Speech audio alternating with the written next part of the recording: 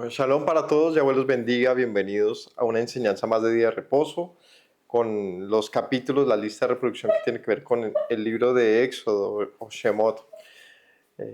Vamos en un tema crucial, ¿no? Que es el pecado de la gran rebelión que hubo en el desierto, o digamos que es un punto de inflexión donde el Señor cambiaría bastante en su relación con su pueblo a partir de lo que sucede, la famosa eh, tema del becerro de oro.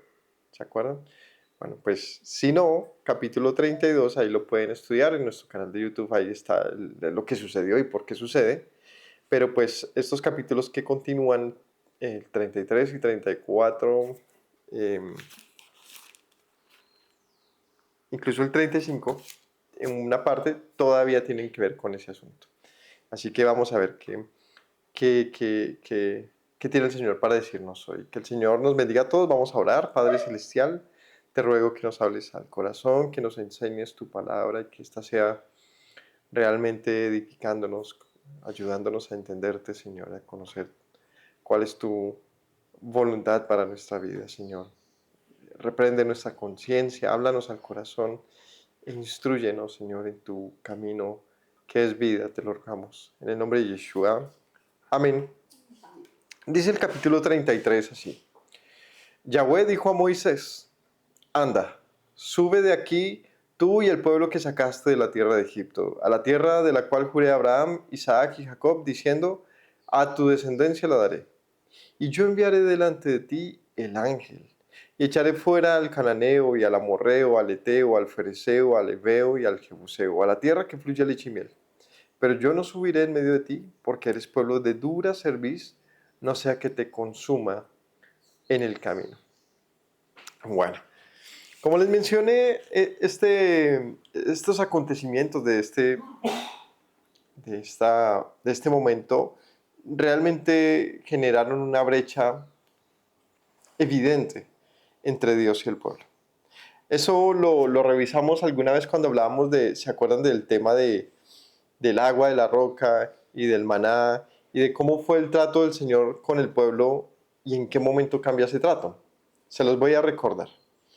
Hasta este momento, el pueblo en todas sus quejas y que pues realmente no había pasado mucho tiempo. Ya para este momento, cuando pasa lo del becerro de oro, estamos hablando más o menos de que han pasado el pueblo de Israel llega al Sinaí en el mes tercero, ¿cierto? Se habían pasado más o menos estaba iniciando un tercer mes.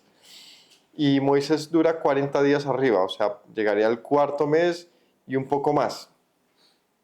Cuando desciende, ¿cierto? Significa que más o menos de 4 a 5 meses han pasado cuando llegan estos eventos. No es mucho tiempo, pero pues ándele a estar en un desierto con toda su familia y con todas las dificultades que esto representaba, 5 meses. La adaptación fue muy difícil. Y en ese periodo recordamos que el pueblo, por lo menos hasta que llega al Sinaí, se quejó bastante y el Señor les dio maná y les dio agua, pero si recordamos, nunca el Señor fue, digamos, ¿cómo se diría? Hostil con el pueblo, nunca tuvo una actitud de reprensión siquiera con el pueblo. Lo único que les dijo en varias ocasiones es, hagan esto para que sepan si me han de servir o no, para probarles el corazón si han de servirme o no. Pero no se quejó realmente de que el pueblo se quejase de las dificultades que pasaban. Pero a partir de este momento, cuando ellos adoran al becerro de oro, todo cambia. Y es que a partir de aquí, cualquier queja del pueblo, el Señor ya lo resiente mucho. Dice, ¿hasta cuándo este pueblo me va a creer? ¿No? Y ya es como una actitud de Moisés, yo no quiero estar en medio del pueblo. Mi ángel va a estar, pero yo no. Y es algo muy complejo, porque es como arranca este capítulo. Este pueblo es de dura servicio, así está muy difícil que tengamos una relación. O sea, como que el Señor realmente, como decimos en Colombia, se toca. O sea, como que tú allá y yo acá porque está difícil esta relación. Si este pueblo no entiende, si no toma una actitud, digamos, realmente de fe acerca de lo que yo le digo, ¿no? Así que cuando revisas toda la historia del cruce por el desierto, te das cuenta que este fue el asunto constante y común. Y es un pueblo que por diversas situaciones se quejaba, pero también un Dios que estuvo muy, digamos, paciente hasta que llega a este punto de inflexión el becerro de oro y todas las cosas se vuelven mucho más complicadas. Y habiendo dicho eso, entonces leamos, dice el Señor le dice a Moisés, sube aquí, tú y el pueblo que tú sacaste de la tierra de Egipto. Ahora el Señor, si lo vemos, a mí me recuerda un poquito, si vale la pena la comparación, como cuando uno está molesto. Y uno se vuelve un poquito así, ¿no? Uno ya como que evita utilizar lazos que armonicen en una relación. Cuando uno está molesto, uno como que empieza, dígale a su mamá tal cosa, ¿no? Dígale a su mamá que sí. Y prefiero uno como que no dirigirle directamente porque estoy molesto. Entiéndame un ratico. Moisés, el pueblo que tú sacaste. Porque lo que acaba de pasar en el capítulo anterior con el becerro de oro es que Moisés sube delante del Señor.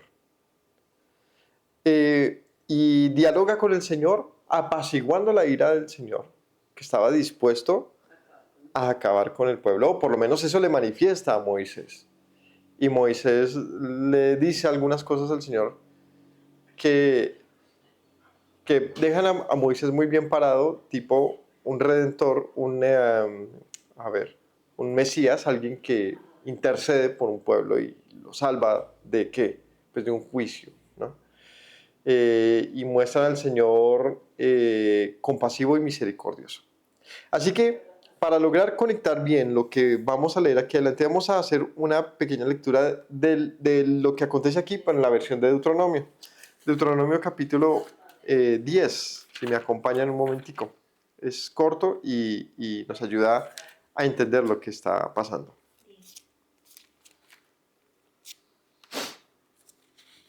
El 9 creo que es. Sí, 9. En el capítulo 9, versículo 6 dice, por tanto, sabe que no es por tu justicia que Yahweh tu Dios te dé esta buena tierra para tomarla, porque pueblo duro de servicio eres tú, ¿no? O sea, esto que está leyendo aquí en Deuteronomio que estamos leyendo es Moisés narrando lo que pasó en lo que está en Éxodo, pero como 40 años después.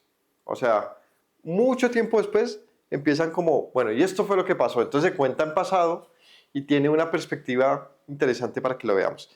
Y ya lo está hablando de, vea, es que Dios sabe que no es por tu justicia, pueblo duro de servicio, o sea, obstinado, rebelde.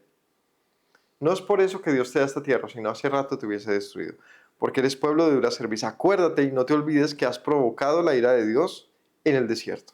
Desde el día que saliste de la tierra de Egipto hasta que entraste en este lugar, están en Horeb, justo para entrar a la tierra prometida. Habéis sido rebeldes a Yahweh. En Horeb provocaste la ira de Yahweh y se enojó contra ustedes para destruirlos. Cuando subí al monte para recibir las tablas de piedra, las tablas del pacto que Yahweh hizo con ustedes, estuve entonces en el monte 40 días y 40 noches, sin comer pan ni beber agua. Y me dijo Yahweh, y me dio las dos tablas de piedra, escritas con su dedo. En ellas estaba escrito según todas las palabras que os habló Yahweh en el monte, de en medio del fuego, en el día de la asamblea. Sucedió al fin de los 40 días y 40 noches que Yahweh me dio las dos tablas de piedra y las tablas del pacto. Y me dijo Yahweh, levántate, desciende pronto de aquí, porque tu pueblo que sacaste de Egipto se ha corrompido. Y aquí donde ya recordamos esa actitud del Señor, es tu pueblo, ese pueblo se ha corrompido, rebelde. Pronto se han apartado del camino que yo les mandé, se han hecho una imagen de fundición. Y Yahweh me habló diciendo, he observado a este pueblo de aquí que es pueblo de dura cerviz, déjame que los destruya y borre su nombre debajo del cielo y te pondré sobre una nación fuerte y mucho más numerosa que ellos. Y volví y descendí del monte, el cual ardía en fuego, con las tablas del pacto en mis manos. Miré aquí que habíais pecado contra Yahweh, vuestro Dios. Os habíais hecho un becerro de fundición, apartándoos pronto del camino que Yahweh os había mandado. Entonces tomé las tablas y las arrojé en mis manos, las quebré delante de sus ojos, me postré delante de Yahweh como antes, 40 días y 40 noches y no comí pan ni bebí agua, a causa de todo su pecado que habían cometido, haciendo el mal ante los ojos de Yahweh para enojarlo. Porque temí a causa del furor y de la ira con que Yahweh estaba enojado contra ustedes para destruirlos. Pero Yahweh me escuchó aún esta vez. Contra Aarón también se enojó Yahweh en gran manera para destruirlo y también oré por Aarón en aquel entonces. Y tomé el objeto de su pecado, el becerro que habían hecho, lo quemé en el fuego, lo desmenucé moliendo muy bien hasta que fue reducido al polvo y eché el polvo en el arroyo que descendía del monte. También en Taberá, en Mashá y en Kibrot Hatava provocaste la ira a Yahweh y cuando Yahweh os envió desde Kadesh Barnea diciendo subid y poseed la tierra que yo he dado, también fuisteis rebeldes al mandato de Yahweh vuestro Dios. Y no le creísteis ni obedecisteis su voz. Rebeldes habéis sido Yahweh desde el día que yo os conozco. Rebeldes habéis sido desde que os conozco. Duro, ¿no? Porque ya no es simplemente un asunto de falta de paciencia, es que entendamos que la situación es difícil, o no solamente un asunto de un estereotipo, no, realmente el pueblo sí había tenido un comportamiento constante de obstinación. ¿Para qué? ¿En qué estaban obstinados? ¿En qué? En no qué. En no creer ni obedecer a lo que el Señor les había dicho. Me postré delante de Yahweh 40 días y 40 noches. Estuve postrado porque Yahweh dijo que os había de destruir. Y oré a Yahweh diciendo, oh Señor, Yahweh, no destruyas a tu pueblo y a tu heredad, que has redimido con tu grandeza, que sacaste de Egipto con mano poderosa. Acuérdate de tus siervos Abraham, Isaac y Jacob, y no mires la dureza de este pueblo, ni su impiedad, ni su pecado, por cuanto no pudo Yahweh introducirlos en la tierra que les había prometido. No sea que díganos de la tierra de donde nos sacaste, por cuanto no pudo Yahweh introducirlos en la tierra que les había prometido, o porque los aborrecía, los sacó para matarlos en el desierto. Ellos son tu pueblo, tu heredad, que sacaste con tu gran poder y con tu brazo extendido. Esto lo leí rápidamente para que entendamos y recordemos, tengamos muy presente ese contexto. Un Moisés intercediendo por un pueblo bastante hostil. Ya Moisés aquí 40 años después, ya con 120 años más o menos, mirando hacia atrás y diciendo, desde siempre que los conozco, han sido ustedes muy difíciles. Y, y un Dios pues que prácticamente le delega al pueblo a Moisés. Dice, es tu pueblo, es tu pueblo. Pero sin duda Moisés entiende que él tiene una misión delante de Dios para con ese pueblo. Una misión que tenía que ejecutar adecuadamente y por eso el Señor lo escoge. Realmente la razón de su elección. Moisés tenía la gallardía, la valentía para aún sabiendo de lo difícil que era el pueblo, haber avanzado. Es que, ¿quién se mantiene en esa posición? Yo creo que es complicado, ¿no? O sea, pensaría, pues, ¿para qué me puse en estas? O sea, ¿quién me mandó? Moisés no tenía nada que ganar, digamos, a nivel personal, más allá de un propósito que tenía que ver con una nación. Es decir, era un propósito muy nacionalista, muy patriótico. Se transformaría en un héroe, quizás sin saberlo y sin buscarlo. Y de hecho por eso es que Moisés es tan bien recordado hoy en día. Pero lo que vivió Moisés creo que ninguno de nosotros tiene ni idea de lo dificultoso que fue, de lo difícil, de lo tedioso. Y entonces, habiéndoles dicho todo esto, ahora sí veamos cómo el capítulo 33 de Éxodo nos muestra esta actitud de Dios de Moisés, tú ayúdame con este pueblo, pero tú te has ganado lo que va a pasar aquí. El título que aparece en el capítulo 33 es la presencia de Dios prometida. Y es justamente por este tipo de actitud de Moisés que es posible que suceda esto que vamos a leer. Vamos aquí. Entonces decía, sube tú y el pueblo que sacaste, a que voy a llevar a la tierra que juré a Abraham, Isaac y Jacob, a los que les juré que les daría esa tierra. Y yo enviaré delante de ti el ángel y echaré fuera al cananeo, al amorreo, al eteo, al fereceo. Pero yo no subiré en medio de ti porque eres pueblo de dura cerviz, no sea que te consuma en el camino.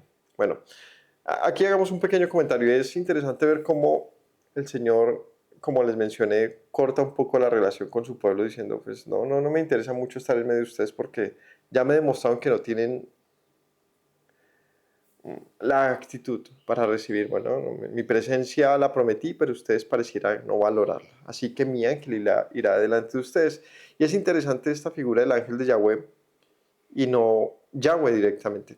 Es decir, cuando pensamos en cómo logró el pueblo, a pesar de sus dificultades, de su pecado, de su rebelión, entrar a la tierra prometida y poseerla, es gracias a que se mantiene esta figura, la del ángel.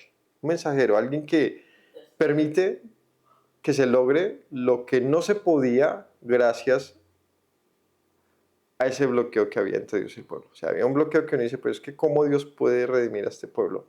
Si no fuera porque hay algo que permite que a pesar de ese muro entre Dios y el pueblo, hiciera posible lo imposible. Y aquel que hace posible lo imposible, aquí es llamado como el ángel del Señor. Es mencionado en varios pasajes de esta salida de Egipto. Alguien que tenía, lo leímos hace unos días, tenía la posibilidad de perdonar al pueblo y de condenarlo. Alguien que tenía en sí la autoridad para guiar al pueblo, pero también para reprenderlo. Así que si está aquí mencionado como, bueno, Moisés, yo me voy a mantener un poquito alejado, mi ángel irá delante de ti, entendemos la razón de que sea el ángel del Señor el que estuviera delante del pueblo, ¿no? Y es que, ¿por qué no la figura misma del Señor? Pues porque no podía. ¿Y por qué no podía? Porque era un pueblo difícil. Así que aquí resulta interesante ver la necesidad de ¿de un qué?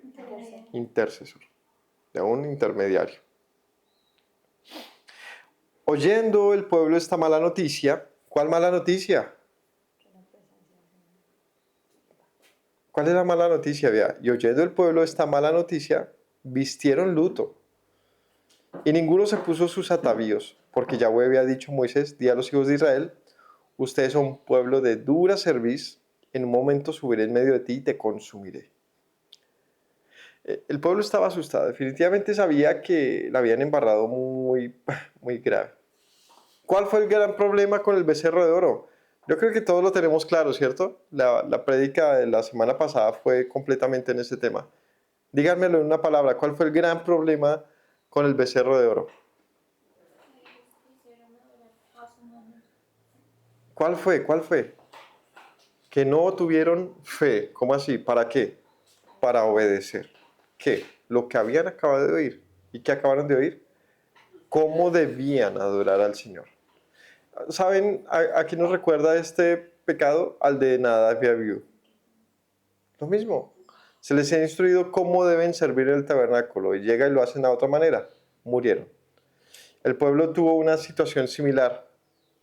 No necesariamente estaban buscando ídolos ajenos, pero adoraron al Señor de la manera que no fue ordenada. ¿Cómo lo hicieron?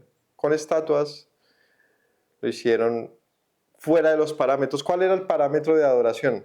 Nótese que cuando el Señor proclama los 10 mandamientos en el monte, también dice, leamos ahí rápidamente en el capítulo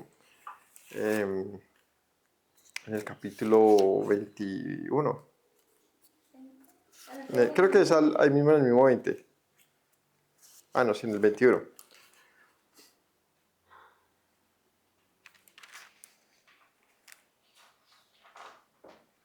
Ah, no, 20. Dice en el versículo 18. Todo el pueblo observaba el estruendo, los relámpagos, el sonido de la bocina, el monte humeando, y el pueblo lo vio y tembló. Y se quedaron lejos y dijeron a Moisés, habla tú con nosotros oiremos, necesitamos un intercesor, ¿no? Pero que Dios no hable con nosotros para no morir. Moisés respondió al pueblo, no teman, porque para probarlos Dios vino, para que su temor esté delante de ustedes, para que no pequen.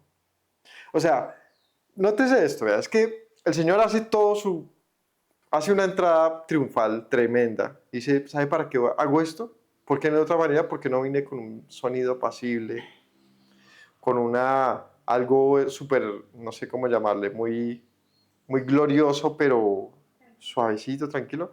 Lo hice con todo el estruendo para que el pueblo me temiese. ¿Para qué? Para que me obedezca, para que no peque. ¿Cómo le fue al Señor con su objetivo? Uno diría, pues, Señor, a juzgar por lo que pasó más adelante ahí al instante, pues el pueblo tuvo miedo, pero no le importó. O sea, ¿de qué sirvió todo esto? Pues vamos a ver. El pueblo estuvo a lo lejos. Moisés se acercó a la oscuridad en la cual estaba Dios y Yahweh le dijo a Moisés, así dirás a los hijos de Israel. Ustedes han visto que hablé desde el cielo con ustedes. No hagan conmigo dioses de plata ni dioses de oro se harán. Ojo, nótese esto que es muy importante. Lo último que el Señor le dice al pueblo, antes de que Moisés suba a recibir las tablas de piedra, es justamente la razón de su pecado. ¿Pero qué hizo mal el pueblo? Bueno, el Señor le dice, no hagan conmigo dioses de plata ni de oro. O sea, primer mandamiento quebrado acá. No hagan de mí, no me representen con estatuas de oro. O sea, puntualmente le dice, yo sé lo que van a hacer, por favor, no lo hagan. Y se los dice con poder. De tal manera que el pueblo diga, pase saliva y diga, no lo vamos a hacer. Pero lo hicieron. No hagan conmigo esto. Altar de tierra harás para mí. ¿Me quieren adorar? Vamos a ver si me quieren adorar. Ellos no sabían que el Señor se iba a esconder por 40 días. Y buscan al Señor. ¿Y cómo debían buscar entonces al Señor? ¿Con un becerro saltando y felices? No. Háganse un altarcito de tierra. El Señor les dijo, ¿me quieren hacer culto? Van a hacerlo de esta manera. Altar de tierra harán para mí, y sacrificarán sobre él sus holocaustos y ofrendas de paz, sus ovejas y vacas, y todo lugar donde yo hiciere que esté la memoria de mi nombre, vendré a ti y te bendeciré. Si tú me buscas con un altar, como te indico, y en él presentas tu sacrificio, allí te bendeciré. ¿Sabe qué hubiese pasado si hubiese bajado Moisés? Y hubiese encontrado un sencillo altar y el pueblo adorando al Señor como él les ordenó. Yo creo que la escena hubiese sido, pero tremendamente diferente. Habría sido un gozo tremendo. Supongo que el Señor hubiese confirmado aún más su pacto, hubiese dicho más palabras hermosas sobre su pueblo. No hubiese dicho Moisés, de tu pueblo, sino hubiese dicho mi pueblo. Vemos que rompe esa relación de Dios con nosotros, siempre va a ser la misma cosa: el pecado, la desobediencia. Y dice, si me haces saltar de piedras, no las labres de cantería, porque si alzas herramientas sobre él, lo profanas. No subas, listo. O sea, les dice, que la otra vez hablamos de eso, ¿para qué les dice que pueden construir un altar si enseguida les dice, vamos a hacer el tabernáculo? O sea, como ¿cuándo usarían un altar? Pues mientras no había tabernáculo. Es decir, les estaba diciendo qué iba a pasar. Si alguien no lo había notado, el Señor les dijo así, directamente, sutilmente, yo sé que me van a buscar, pero no lo van a hacer a su manera. Lo van a hacer así, con un altar sencillo, a la antigua, como Abraham seguramente lo hacía. Altarcito, como Jacob hizo uno con sus piedras ahí, erigió una señal. Y así me van a buscar y van a presentar un sacrificio. Si desean, habló de ofrendas de paz y voluntarias. Pero no me van a hacer estatuas ni nada. 3 doritos después, Moisés se demora 40 días. ¿Y qué dice Aarón? Mañana es fiesta para el Señor. Que el otro día yo le echaba cabeza, ¿será que era un Shabbat? ¿Por qué dice fiesta para el Señor? Pues contemos. ¿Ya qué creen que le atina ese día Shavuot? Trompetas. Yom Teruah, perdón. ¿Se acuerdan que el pueblo judío dice que lo que pasa aquí es justamente Yom Kippur? No sé si lo sabían, pero hay un comentario que, digamos, cuentan y dicen que muy seguramente ese fue el primer Yom Kippur, la primera expiación, por eso se renueva el pacto. Y si recordamos, dice Aarón, dice Moisés, escucho el sonido de aclamación y de voces. Aarón dice, mañana es día de fiesta para el Señor, y le hacen una fiesta. Así que yo le echaba cabeza a eso y es probable que el afán de Aarón era, pues ya se había ordenado las fiestas. Si las recordamos, esas se ordenan cuando se habla de la Pascua, sí, en la Pascua se mencionan algunas fiestas, ¿verdad? Y en Levítico 23 vuelve y la repite.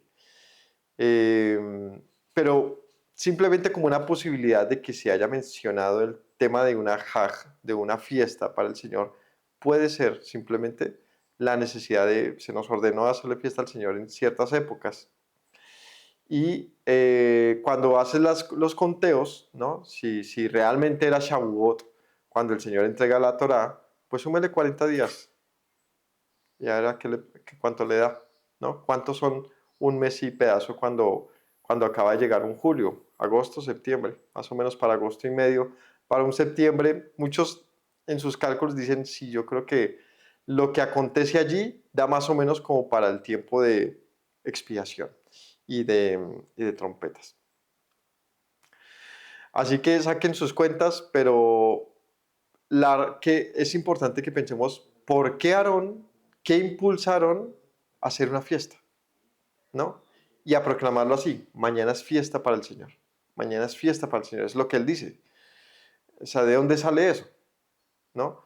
Porque, ¿qué afán había de elaborar algo tan, digamos, tan así, de un momento a otro, tan deprisa y como tan elaborado?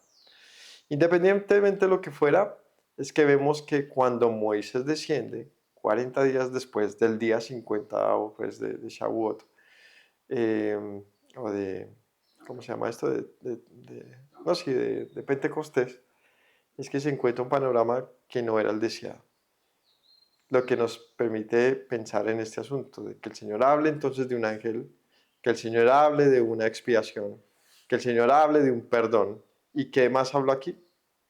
De la tierra prometida, es decir, de unos tabernáculos.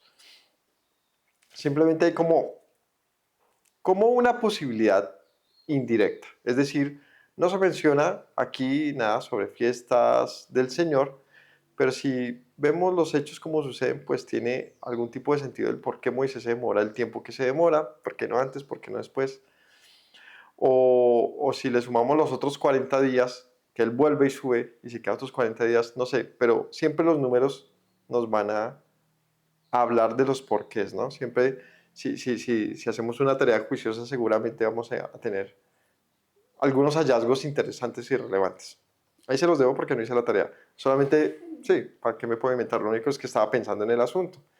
Y allá me daban como por lo menos un acercamiento a fechas que tocaría revisarlo.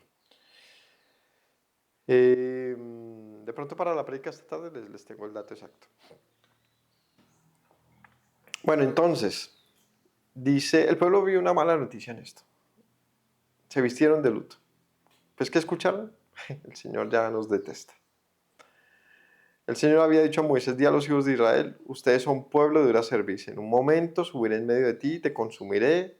Quítate pues ahora tus atavíos para que yo sepa lo que te he de hacer. Entonces los hijos de Israel se despojaron de sus atavíos delante del monte Oreb. O sea, el pueblo... Sí, cuando llega ajá, cuando llega la expiación, y creo que en la tradición judía este momento lo relacionan con el primer día de Yom Kippur.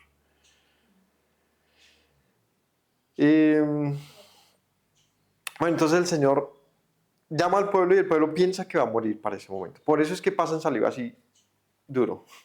Se les dice quítense la ropa, o sea, sus atavíos. ¿Cuáles? Los del pecado, los que habían acabado con lo que habían acabado de pecar. Y Moisés tomó el tabernáculo y lo levantó lejos fuera del campamento y lo llamó el tabernáculo de reunión. Cualquiera que buscaba a Yahweh salía al tabernáculo de reunión que estaba fuera del campamento.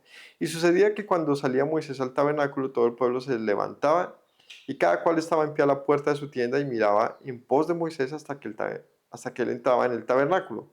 Cuando Moisés entraba en el tabernáculo, la columna de nube descendía y se ponía a la puerta del tabernáculo. Y Yahweh hablaba con Moisés. Viendo todo el pueblo la columna de nube que estaba a la puerta del tabernáculo, se levantaba cada uno a la puerta de su tienda y adoraba. ¿Esto cómo se lee? No, es complejo. Si notamos cómo se está narrando esto, no necesariamente es un asunto de pasó esto y esto y esto y esto y esto, luego capítulo 34 sigue pasando esto. No. Sino lo que le dice el Señor a Moisés es, levántate tú y este pueblo y van a entrar a la tierra prometida. O sea, les está hablando de algo que va a acontecer en un periodo. Les dice, pero yo no voy a ir ahí, sino que mi ángel les dará incluso la entrada, es decir, habla hasta la conquista. El Señor le dice al pueblo, tráelo delante de mí, y aquí sí Moisés levanta el tabernáculo. Bueno, pregunta, ¿cuándo levanta el tabernáculo? ¿Mm? La obra del tabernáculo, capítulo 35, o sea que sí, no está hablando de que Moisés hizo así y apareció un tabernáculo y se para afuera. Está hablando de cómo fue esta relación de Dios con su pueblo en un momento particular. Y es que cuando Moisés, capítulos después, levanta el tabernáculo, lo pone fuera, no lo pone dentro del pueblo como era la intención, lo pone fuera porque el pueblo necesitaba primero, digamos, expiarse, necesitaba cambiar, necesitaba algo diferente. Así que Moisés erige el tabernáculo afuera y el pueblo, ¿cómo le tocó? De lejitos. Mirar cómo en un momento dado descendía la nube del Señor sobre ese tabernáculo y yo creo que el pueblo sentía otra vez ese recuerdo del Sinaí y sentía temor y sentía... Era raro, ¿no? Yo creo que era como, aquí está nuestro Dios y nosotros no lo merecemos. O sea, es que no sé cómo era la actitud del pueblo, si era de arrepentimiento, si era de sentirse con miedo, si sentían era como nostalgia. No sé qué sentirían, pero seguramente una mezcla de cosas y finalmente la de tremendo. Ahí está el Señor. Está tan cerca, pero tan lejos. Porque es que está aquí, pero no está en medio nuestro porque nosotros le dijimos quítese. Y él dijo, ok, me hago afuera. ¿Sí ven? Y aquí dice, y aquí lo narra desde aquí en adelante, y así cada vez que descendía la nube del Señor, el pueblo lo veía desde lejos. O sea, no es que la narrativa, digamos, expresa no que en ese instante, después de que pasa lo del becerro, aparece un tabernáculo que Moisés llama de reunión y viene la presencia del Señor, no. Sino nos muestra que a pesar de lo que aconteció acá con el becerro de oro, la presencia de Dios prometida sí se manifiesta, pero no dentro del pueblo como ellos esperaban, sino lejitos, porque el Señor dice, ustedes son de dura cerviz. Entonces Moisés erige el tabernáculo, ¿no? El famoso Mishkan, ese es el término que se le da.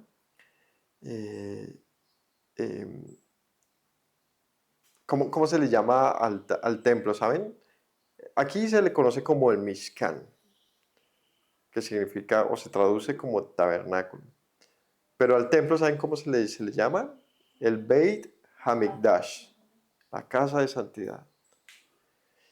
Y tiene un propósito, ¿no? Su esencia era un campamento diferente. Es el tabernáculo de reunión. Era un punto de encuentro, era una cita. Cualquiera que buscaba a Yahweh salía al tabernáculo de reunión que estaba fuera del campamento. O sea, si querías reunirte con el Señor, tenías que dejar tu lugar. Sucedía que cuando salía Moisés al tabernáculo, todo el pueblo se levantaba y cada cual estaba en pie a la puerta de su tienda y miraba en pos de Moisés hasta que él entraba en el tabernáculo. Cuando Moisés entraba en el tabernáculo, la columna de nube descendía y se ponía a la puerta del tabernáculo. Y Yahweh hablaba con Moisés.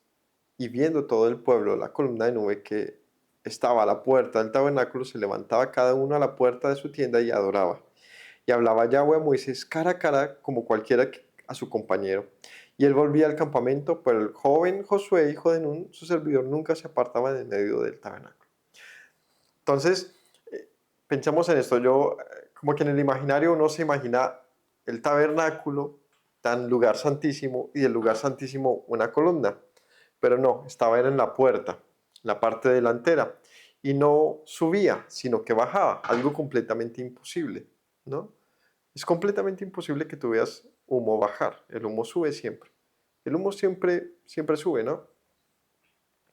Entonces que tú vieras un humo descender, no sé, un torbellino, algo fuerte y de repente llenar el lugar, era sin duda un evento. O sea, todo lo que pasaba era sorprendente, era épico, era sobrenatural, literalmente sobrenatural. Pero era esta conexión del cielo a la tierra, del cielo a la tierra, no viceversa, ¿no? y llenaba aquel lugar. Eh, y también algo interesante es que Josué también permanecía en el tabernáculo.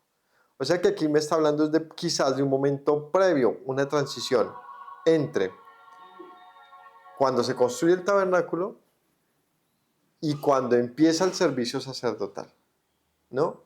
Quizás aquí está hablando de ese momento, esa transición entre el momento en que se escoge el tabernáculo y Aarón empieza el servicio, porque aquí no se menciona a nadie más sino a Moisés y a Josué en el tabernáculo.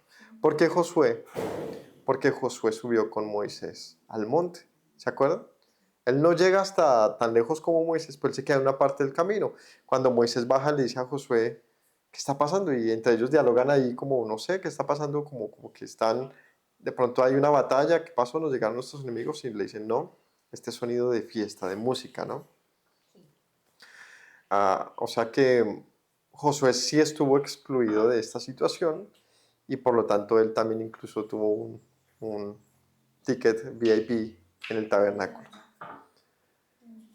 Josué y Moisés, véala, los grandes líderes del pueblo siempre estuvieron unidos en una misión que Moisés le transmite a Josué. Pero nótese que desde el principio, bueno, principio me refiero desde el primer contacto con el Señor, que es en Horeb, digamos, con el pueblo, porque el que pasa con Moisés es que era personal, ¿no? Allá, al principio, cuando Moisés se presenta con la zarza y tal, él venía en nombre propio y es que el Señor le da una misión y ahora empieza a representar al pueblo. Y al siguiente momento fue con Josué también, estando ahí, digamos, a su lado. El joven Josué lo narra aquí, ¿no? El joven Josué, quién sabe qué edad tendría, quizás la mitad de la edad de Moisés. Moisés para este tiempo tenía unos 80 años. El joven Josué, no sé. El caso es que 40 años después que Moisés ya muere, ¿no? Y ellos entran a poseer la tierra prometida, pues José todavía estaba quizás vigoroso para esa tarea tan tremenda, ¿no? Y para gobernar en medio del pueblo. Bueno, ¿qué decía aquí? Y aquí hay muchas cosas importantes. Bueno, dice que la columna de nube llenaba el tabernáculo y hablaba Yahweh a Moisés cara a cara, como cualquiera con su compañero. Y él volvía al campamento, perdón, el joven Josué, hijo de Nun, su servidor, nunca se apartaba de en medio del tabernáculo. Y esta famosa frase de Moisés hablaba cara a cara con el Señor, ¿no? Es muy compleja la frase porque, bueno, de simple análisis uno dice, ¿qué significa que hable cara a cara, no? ¿Será que él veía el rostro del Señor? ¿Cómo era su rostro? Y si lo veía, luego no dice la escritura que nadie puede ver al Señor. Entonces, ¿cómo puedes ver esa aparente contradicción bíblica? Por un lado te dice, nadie puede ver al Señor, y por otro te dice, Moisés lo veía cara a cara. Para esto, pues hay varias posibles respuestas. La primera es, y que hemos mencionado en muchas ocasiones, puede hacer referencia al ángel del Señor, que estaba en medio del tabernáculo. Es decir, ¿a quién veía Moisés? Pues a Yeshua. Es una opción que solemos utilizar, pero aquí tenemos un problema para interpretar eso. ¿Cuál es? Pues que no se menciona al ángel del Señor en este pasaje, sino una nube que descendía del cielo. ¿Por qué es diferente? Porque es que siempre que se menciona al ángel, se menciona a alguien que se veía. Tanto así que cuando entra a la tierra prometida y el ángel se le presenta a Josué, Josué lo reconoce como un alguien, como una persona. ¿Y se acuerdan ese pasaje que le dice yo soy el capitán pues del ejército del Señor? Es un asunto de... El ángel del Señor era al parecer un emisario, digamos, antropomórfico, no humano, o sea, tenía forma de hombre. Pero el evento del tabernáculo no tiene esas características. Y era como una nube que lo llenaba todo. Así que si la opción 1 no es realmente, que también puede ser, no la descartamos, pero el pasaje no pareciera indicar eso. ¿Qué significa que Moisés hablase entonces cara a cara con el Señor en medio de una nube? Exacto. La otra posible interpretación, toca hablarlo así porque no hay detalle, ¿no?, que nos permita elaborar más la idea. Es que simplemente hable de un tú a tú. Es decir, ¿quién más podría estar en medio de la nube del Señor? Es que eso sí es algo que nadie más, que nadie más. Solamente Moisés tuvo pues ese privilegio. Y es que entraba y el Señor giraba e invadía el lugar. Si esa es la cara del Señor, pues Moisés la vio. O sea, el problema de nosotros es siempre humanizar el asunto. Y es un problema porque es una limitante. Es decir, no nos deja ver más que eso. Y pensar que Él vio unos ojos y una boca. No necesariamente. Pero lo que sea que haya visto y lo que Él haya percibido y oído, no era nada más ni menos que la presencia del Señor. Y nadie más, ni siquiera Josué pudo acceder a eso. Solamente Moisés en aquel momento. Por eso dice, y hablaba cara a cara como con su compañero.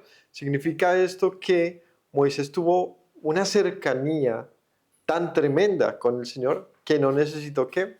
Un emisario. Moisés no necesitaba emisario. Si nos fijamos, Moisés tuvo una relación muy, muy cercana. Fue el que sube al monte delante del Señor y es el que ahora está aquí eh, en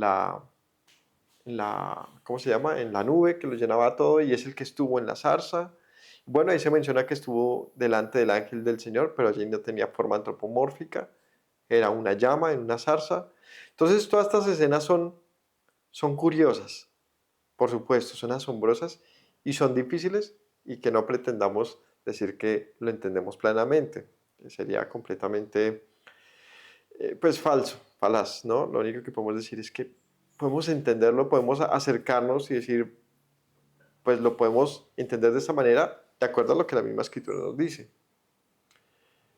El caso, lo interesante es que a pesar, y lo que aquí se trata de exaltar es que a pesar de la necedad del pueblo, y a pesar de que el Señor les dice, no quiero estar en medio de ustedes, no por eso arrebato su presencia prometida. Y la tiene, y la presenta, no como quizás se pudo haber logrado si el pueblo hubiese tenido una actitud diferente, pero sí dando a entender lo que Dios seguía esperando en medio de su pueblo. ¿Qué quería el Señor en medio de su pueblo? Habitar. Habitar en medio de su pueblo, pero no así. O sea, no con este pueblo como andaba. Tenía que haber un cambio, un nacimiento de nuevo, una transformación real, porque pregúntese, ¿por qué al Señor le ha costado tanto morar en medio de su pueblo? Véalo. Primer punto acá.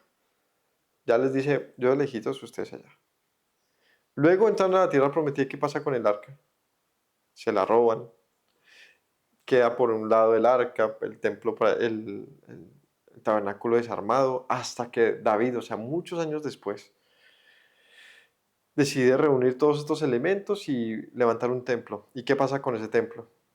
Es destruido, es saqueado, es llevado a fuego, luego se reedifica, luego otra vez es destruido. Ha tenido como 3 derrumbes, o sea, 3 destrucciones hasta que llega la última. ¿Por qué no está la presencia de Dios en medio de su pueblo? ¿No es la pregunta más importante de todo esto? ¿Por qué es? Porque es un pueblo de dura servicio. Ese pueblo no, el de hoy, el de siempre. Un pueblo difícil. ¿Y qué ha necesitado allá y hoy? ¿Qué necesitó en ese momento entonces para poderse acercar al Señor? ¿Un qué? Un intercesor. Y hoy también. Es que no cambia la historia y quizás no vaya a cambiar nunca, porque es necesario ese intercesor. O sea, esa figura de un Salvador, de un Mesías, de un intercesor, de un ángel que guía a su pueblo, estuvo y está hoy presente. Y quizás como antaño, hoy hay un pueblo diciendo no quiero.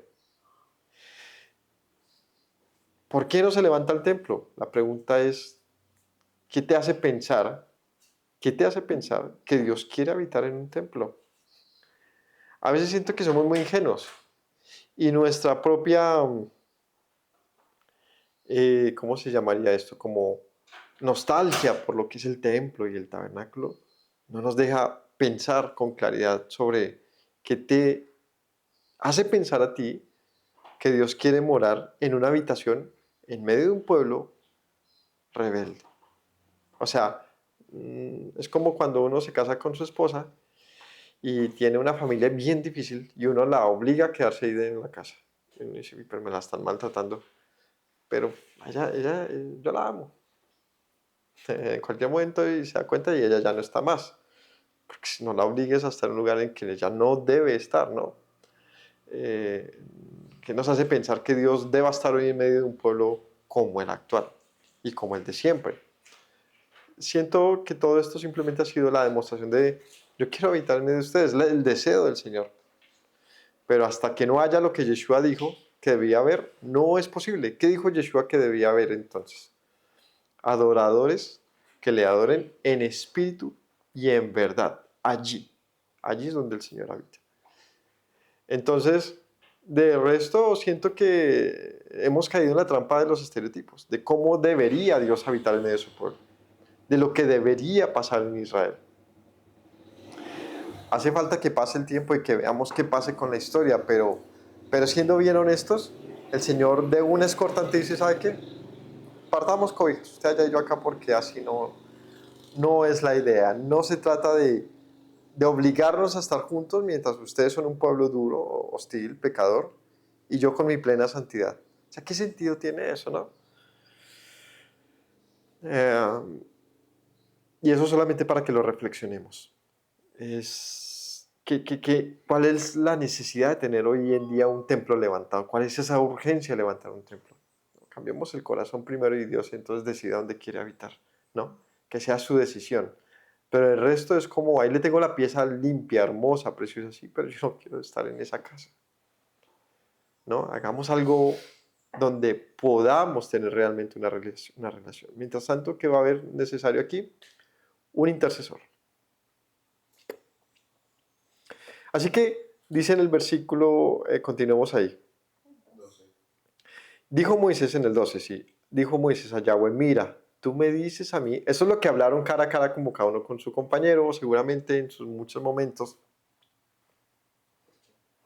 No mentiras, en lo que hablaban cara a cara está narrando cómo sucedían los hechos cada vez que se llenaba el tabernáculo, la presencia del Señor. Pero ahora sí vuelve al punto de la historia, ¿no? De lo que está pasando con, con el Señor diciéndole, bueno, te toca a ti arrear este pueblo hasta la tierra prometida. Y le dice, Señor, tú me dices a mí, saca este pueblo y no me has declarado a quién enviarás conmigo.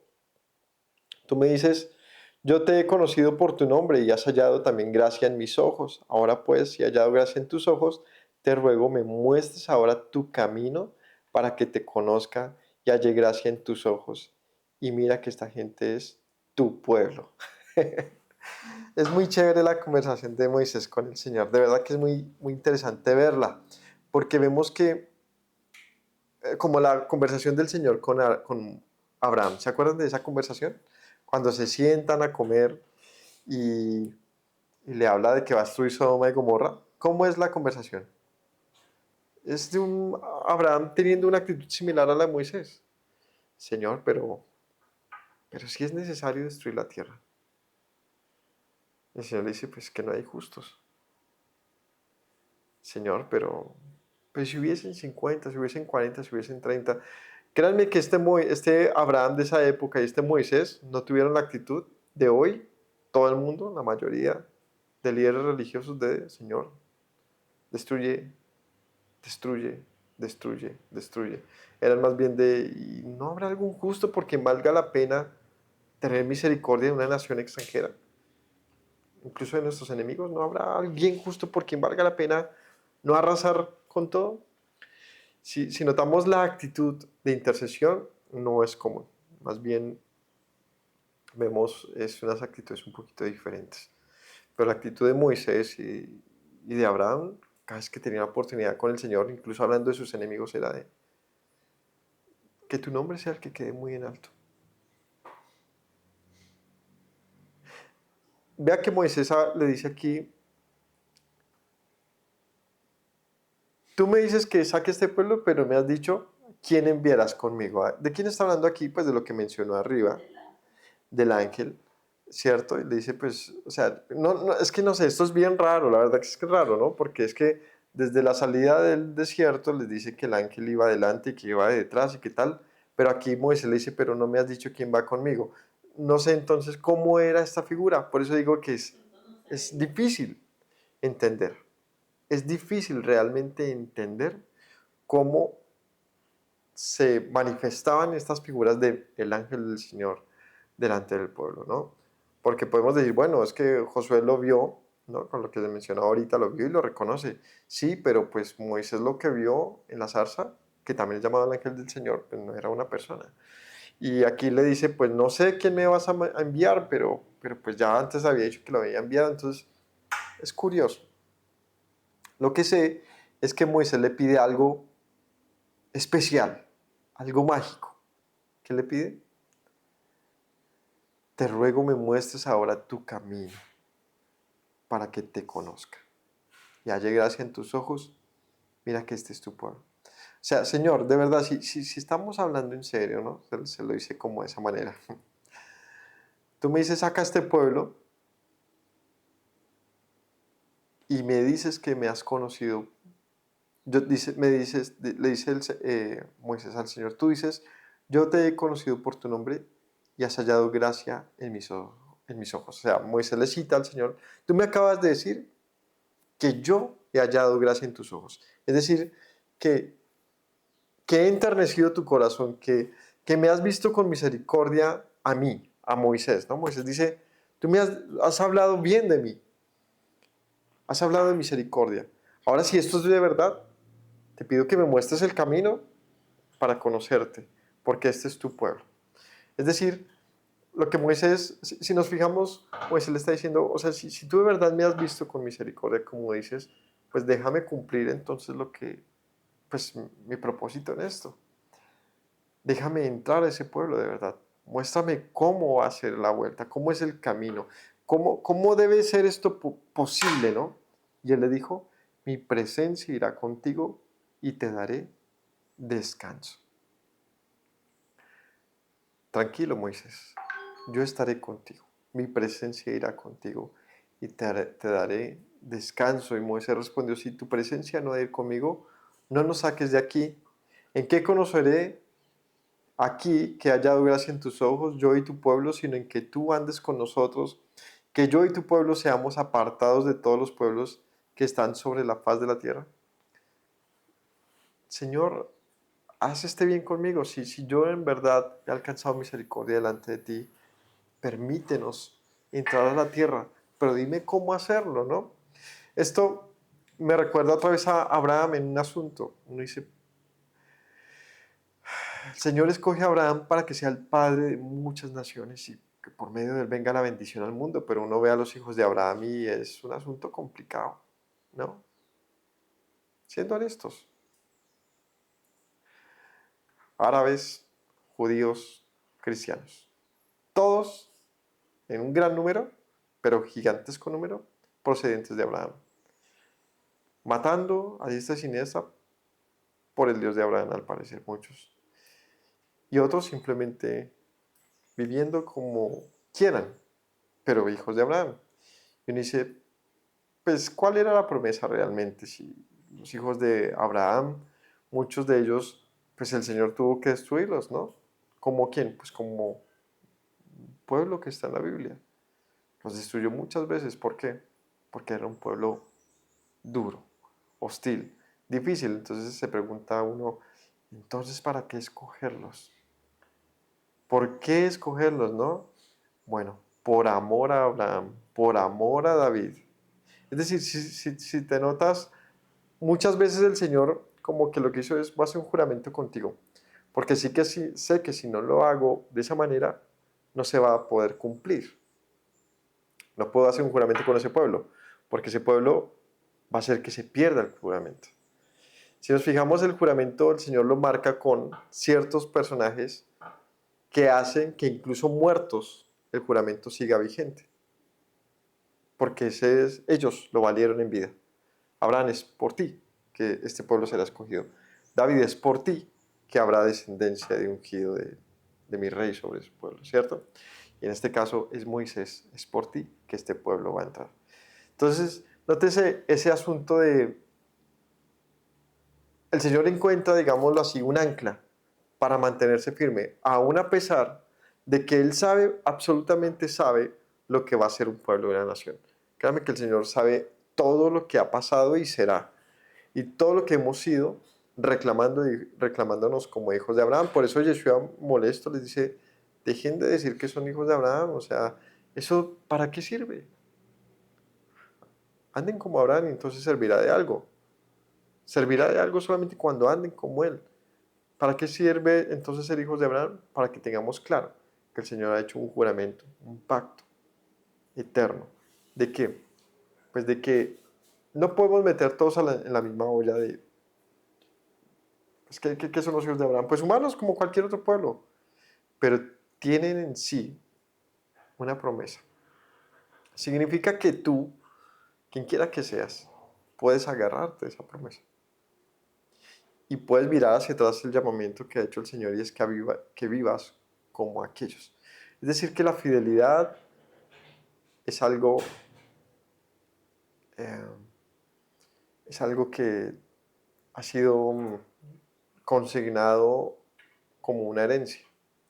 Es algo que el Señor dice, pues miren a sus padres, a estos, a los que yo les digo, mírenlos, vean, ojalá andasen como Moisés, ¿no? Como se lee entonces, Moisés, que buscó del Señor sus caminos y el pueblo sus obras, ¿no? Dos rumbos diferentes.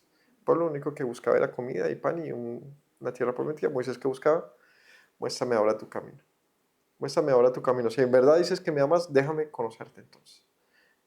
Iban por dos rumbos diferentes. Y por eso haya gracia al Señor, Moisés delante del Señor. Ahora le dice, si no vas a estar con nosotros, o sea, si me dices que no, porque el Señor le dice, yo como que no quiero ir con ustedes. Moisés le dice, pues entonces déjanos aquí, o sea, ¿para qué yo me voy a ir allá solo con este pueblo, no? Él le dice, mi presencia estará contigo, Moisés, y te daré descanso. Es decir, terminará esto también. Si tu presencia no es conmigo, no nos saques de aquí. ¿En qué conoceré que haya dado gracia en tus ojos, yo y tu pueblo, sin en que tú andes con nosotros? Que yo y tu pueblo seamos apartados de todos los pueblos que están sobre la faz de la tierra. Y Moisés le dice, Señor, si en verdad tienes misericordia de nosotros, pues haz lo que has dicho, que sea cumplido tu propósito y seamos un pueblo diferente. Y Yahweh dijo a Moisés, también haré esto que has dicho por cuanto has hallado gracia en mis ojos, te he concedido y te he conocido por tu nombre. Entonces dijo, muéstrame tu gloria. Vea, entonces, ¿por qué el Señor sigue insistiendo con su pueblo a pesar de que somos como somos con todas nuestras dificultades, necesidades y tal? Pues porque dice aquí, haré esto que he pactado contigo. Es decir, hay una insistencia de Dios con un pueblo. Nosotros pensaríamos que el Señor se obligó a un pacto con otros y por eso lo hace. Más allá, lo dejó simplemente como una señal, como una consigna de que Él está dispuesto a. Es decir, nosotros solamente vemos cabezones por todo lado, gente difícil, pero el Señor ve más allá de lo que nosotros vemos. Podemos ponernos a juzgarnos entre nosotros, a decir, ¿qué hacemos con el pueblo del Señor? Pues es que Él es el que sabe lo que está pasando y lo que ha de ser y lo que fue y lo que será. Él sabe, dejemos de pensar como Elías, que no hay nada más que hacer. Elías estaba tan decepcionado como muchos hoy, como, como que uno ni sabe qué pensar. Y el Señor, que le dice a uno, cálmate. Yo tengo mucho más de lo que tú ves. Porque, claro, todo se ve como una masa de opinión que habla por todo, pero es falso. Eso solamente es una masa de opinión. Es la voz del que más grita. Pero en el fondo siempre va a haber tesoros. Un pueblo escogido, un remanente. Y este concepto del remanente ha sido siempre la razón de ser de que el Señor siga insistiendo. Siga insistiendo. ¿Por qué el Señor va a insistir? Porque en ese pueblo nació un Moisés y un David y un Yeshua. Es decir, en ese pueblo, por la razón que Dios en su soberanía ha decidido, siempre ha habido una razón para mantener el pacto. Es decir, si no hubiesen pasado así las cosas, quizás nunca hubiese habido estos hombres. Habrán habido otros y muy justos y muy todo lo que querramos, seguramente, en todo el mundo. Pero el cómo han sucedido los hechos de nuestra historia, de la historia del mundo, y cómo estos personajes han tenido este lugar allí, han sido muy clave. Si no hubiese habido un Moisés, ¿qué hubiese pasado? Quizás no hubiese sacado tampoco un pueblo de Egipto. Es decir, que cada uno en su momento, como ha actuado en lo que el Señor le ha permitido, es porque era necesario. Así que, muéstrame tu gloria, Señor. El Señor le dijo, yo haré pasar todo mi bien delante de tu rostro. Por eso les digo, son dos momentos diferentes. No es que Moisés está hablando con el Señor en el tabernáculo y pasa todo esto. No, Señor. Otra vez, lo del tabernáculo es como acontecería de ahí en adelante la presencia del Señor en medio de su pueblo. Mi presencia estará contigo, pero estaré lejos del pueblo. Moisés seguía viéndose con el Señor, pero en aquel momento cuando el Señor dice, sube aquí, es este momento donde le dice, bueno, déjame ver tu gloria. O sea, déjame, si en verdad vas a estar conmigo, si me vas a cumplir. Y obviamente Moisés se sentía con mucha incertidumbre, se sentía mal, porque el Señor dice, llevaré al pueblo a la tierra prometida, pero le está diciendo, los voy a destruir. Créame que Moisés también se sentía como duda. O sea, no me estés amenazando, déjame saber si de verdad esto será así. ¿Y cuál será esta señal? Pues no quiero lo del monte Sinaí, fuego y tormentas y fuego. Quiero ver tu gloria. O sea, como lo que decía, el Señor pudo habérsele presentado al pueblo como va a pasar aquí, pero decide hacerlo de una manera diferente donde dice Moisés, así fue para probarlos. Pero diría Moisés, pero yo no quiero más pruebas, o sea, yo lo que quiero es conocerte. Te ruego que me muestres tu gloria. Y le respondió, haré pasar todo mi bien delante de tu rostro y proclamaré el nombre de Yahweh delante de ti. Y tendré misericordia del que tenga misericordia y seré clemente para con el que sea clemente. Dijo más, no podrás ver mi rostro, porque no me verá hombre y vivirá. Y este es el asunto que leíamos, pues acaba de decir que lo veía cara a cara, pero ahora le dice, no me verá hombre y pueda vivir.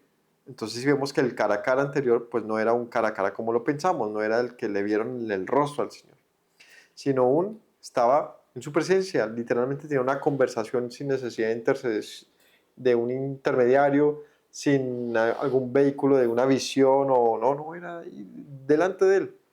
Pero lo que estaba pasando aquí era otro asunto, otra vuelta, algo más glorioso. Verás todo mi bien, pero no mi rostro. No me verá hombre alguno y vivirá. Y dijo a un Yahweh, aquí, un lugar junto a mí, tú estarás sobre la peña, y cuando pase mi gloria yo te pondré en una hendidura de una peña, y te cubriré con mi mano hasta que haya pasado. Después apartaré mi mano y verás mi espalda, pero no verás mi rostro. Esto que experimenta Moisés definitivamente es de lo más, no sé, más raro, más sublime, más único, más estrambótico de toda la Biblia. Y es que lo vemos ya así muy literal, como un gigante tremendo, con su mano lo pone así en una hendidura y se va. Y Moisés lo ve así apenas alejarse con toda su gloria, no le ve el rostro. Eso es muy, no sé, uno se queda como sin palabras de qué acaba de pasar, ¿no? Y eso es lo que le dice Moisés, es lo único que yo quiero es la canción de Marcos Vidal, ¿no? Solamente una palabra, solamente una oración. No quiero más. Caerme de rodillas delante de ti, ¿no? La canción de Cara a Cara de Marcos Vidal, que es preciosa y es inspirada en esto. Solamente un momento en tu presencia, Señor. Y así me quede sin palabras, así no tenga nada más que decir, solo quiero mirarte cara a cara. Y que se borre, no recuerdo cómo dice la canción, como algo así, se borre mi recuerdo en tu mirada. Y dice palabras tan preciosas Pero sí, seguramente fue algo tan sublime que uno dice, no, hay dos formas de buscar al Señor. Sin duda aquí las vemos claramente. Hay dos intenciones en esta vida. Hay una que genera la misericordia del Señor y hay otra que genera su rechazo. ¿Qué estamos buscando del Señor? Vea esta reflexión final aquí del capítulo. ¿Qué es lo que buscamos del Señor? ¿Qué es lo que estamos buscando del Señor? Porque Moisés sin duda tenía otras cosas en su mente. Él no estaba preocupado por si tendría para comer o no, si, pues aparentemente aquí no expresa nada de eso. Lo único que quería es, muéstrame tu camino, es lo único que yo quiero. Y me doy por bien servido, que esa sea la señal, déjame verte. Y el pueblo lo único que está buscando es, al parecer pues era su bienestar diario. Era ver las obras del Señor. ¿Qué habrá pasado con este Moisés? Como que Dios lo mató. No sabemos qué le habrá pasado. Es, llévanos, Aarón, ya queremos entrar a la tierra prometida. ¿No? O sea, habían dos formas de referirse al Señor tan diferentes que sin duda entendemos que hay una que conmueve el corazón del Señor. Hay una. Y es la de, pues es que yo no estoy afanado para el mañana. O sea, yo sé solamente que tú dijiste algo bien de mí.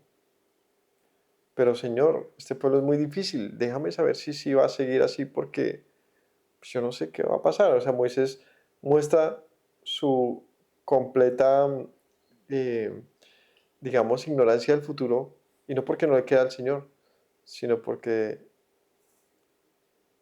ha notado, ha visto que desde el principio el pueblo ha sido tan difícil que él dice, pues no sé cómo se va a manejar esto, o sea, dime cómo es el camino, qué hay que hacer, dime cuál es el emisario que vas a enviar, cómo llegaremos a la tierra prometida. Y yo creo que el Señor mira a Moisés, no tiene ni idea, quedan 40 años, Moisés no tenía ni idea. Lo único que le dice el Señor es, mi presencia irá contigo. Uno se pregunta, ¿por qué Moisés aguantaría tanto? Quizás solo por esto. Quizás solamente este hecho tan único, tan, pues, sí, tan singular y que a él le hubiese tocado pueda ser la razón de toda la diferencia. Así que, bueno, en el capítulo 34 veremos qué pasa finalmente con cómo se cierra la historia del becerro de oro, que el Señor desecha a su pueblo para siempre, o qué va a hacer, ¿no? Pero sí quiero que reflexionemos mucho sobre cuál es nuestro interés al buscar al Señor. De verdad lo único que nos preocupa es el mañana, es el si tendremos para comer, si lo único que nos preocupa es como ese bienestar aparente del cual el Señor dijo, es que relájense, los pajarillos tienen para comer, los lirios del campo se visten. ¿Ustedes creen que el Señor los va a abandonar? Dejen de preocuparse tanto por los afanes de este mundo. Busquen verdaderamente el reino de Dios y su justicia. Búsquenlo de verdad, de veritas. Buscad primeramente el reino de Dios y su justicia y todo el resto pues, será añadido. El pueblo nunca buscó de primeras el reino del Señor y su justicia. Lo único que buscó era ese, bueno, y mañana será que se va a ver pollito. O sea, yo no lo entiende, pues a ver quién de nosotros estando en esas condiciones no se iba a quejar así sea en lo secreto. Amor, otra vez, mana. ¿Sí o no? Seguramente. Pero la manera cuando leemos a Yeshua en sus palabras de dejen de afanarse tanto, como que también nos deja ese pensamiento de verdad a veces nos fatigamos mentalmente. ¿Nunca se ha tenido, ustedes nunca se reprenden en su mente? O sea, como de, "Ay, ya deje de pensar en esto, ¿nunca les ha pasado con X pensamiento cualquiera? Como que uno se cansa y venga, pero ya no más, o sea, así como, porque sigue pensando en esto. No sé, lo que sea, puede ser algo tonto como algo complejo, pero si la mente a uno le da vueltas y vueltas y vueltas y no, pero ya no más, que a mí me pasa y me molesto, sí, como pero que ya cálmese y me tengo que, no sé, a veces distraerme, simplemente ir a hacer una vuelta, como que uno ya lo ve desde otro punto de vista, pues, qué bobada. Pues así es la vida está llena de eso, Y nosotros decidimos afligirnos o no. Decidimos afligirnos o no. Yeshua dice, confía, confía. El Señor sabe que necesitas, confía, confía. Ten fe, ten fe. Confiemos, confiemos. Señor, muéstrame tu camino. Y el Señor se movía delante de Moisés diciendo, Yahweh, Yahweh, grande en misericordia. ¿Dónde es? En el versículo, yo haré pasar todo mi bien, proclamaré el nombre de Yahweh delante de ti, tendré misericordia al que tenga misericordia. Sí, ahorita en el capítulo ya vuelve y menciona esto, pero tendré misericordia de quien tenga. Moisés dije que tendría misericordia de ti, la tendré. Así que también cuando pensemos en el pueblo del Señor, y dice, pero el Señor, ¿por qué tiene misericordia de tu pueblo? Él dice, porque he decidido tenerlo. Es decir, tú no me digas de quién puedo o no tener misericordia. Así que yo diría más bien, mientras esté la misericordia del Señor, pues busquémosla, busquémosla, busquémosla, busquémosla, busquémosla. Así que muchas veces como que pareciera todo estar perdido, pero no. El Señor ha escogido hacer permanente su nombre en medio de su pueblo, en medio de este mundo. No demos siempre como, no bajemos la bandera como pensando que no hay más chance, ¿no? Tú no sabes. No sabemos, no tenemos ni idea. El Señor se ha reservado siempre a quién salvar en medio del mundo. Y dejemos de pensar que es un tema exclusivo de allí, de la tierra de Israel. No, en todo el mundo. ¿O es que dónde estás oyendo esto? Así que deja de excluirte también de paso. Es un asunto ya mucho más global que nos atañe a todos, porque hemos creído en su nombre, porque nos llamamos su pueblo. Bueno, que tengan todos una linda tarde, gracias por acompañarnos, que el Señor nos bendiga y pues que recordemos las palabras del Señor. Si permanecen en mis palabras, serán verdaderamente mis discípulos, conocerán la verdad y la verdad les hará libres. Linda semana, shalom. Me presento nuevamente, mi Rey, mi buen Señor. Mis pasos se han desviado, necesitan dirección. En tu amor me he refugiado, Yeshua, pues así al Padre puedo hoy decir. Me presento nuevamente, mi Rey, mi buen Señor. Mis pasos se han desviado, necesitan dirección. En tu amor me he refugiado, Yeshua, pues así al Padre puedo hoy decir. Abba, Padre, Baruch atah, Señor Dios nuestro Rey de eternidad. Abba, Padre, Baruch atah, Adonai Eloheinu melech haolam.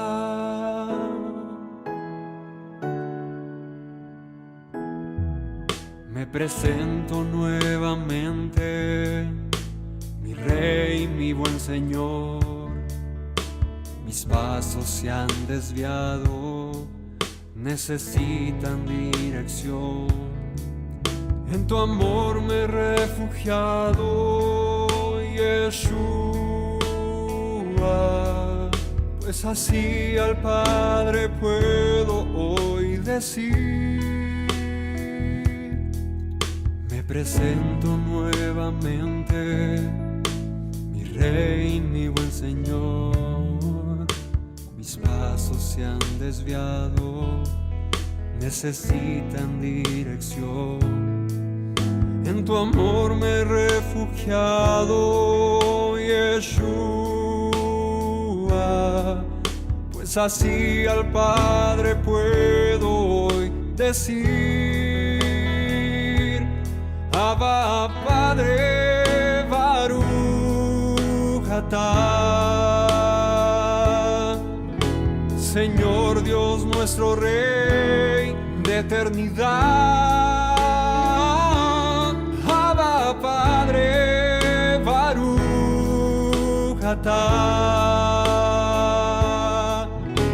Adonai Eloheinu melech haolam. Diste tu hijo con devoción, sacrificio de amor, hasta la muerte el seguir dolor para darme salvación. Al tercer día resucitó, a la muerte él venció. Luego al cielo ascendió, volverá, lo prometió. Abba Padre Baruch atah, Señor Dios nuestro Rey de eternidad. Abba Padre Baruch atah, Adonai Eloheinu melech haolam. Abba Padre Baruch atah, Señor Dios nuestro Rey de eternidad. Abba Padre Baruch atah, Adonai Eloheinu melech haolam.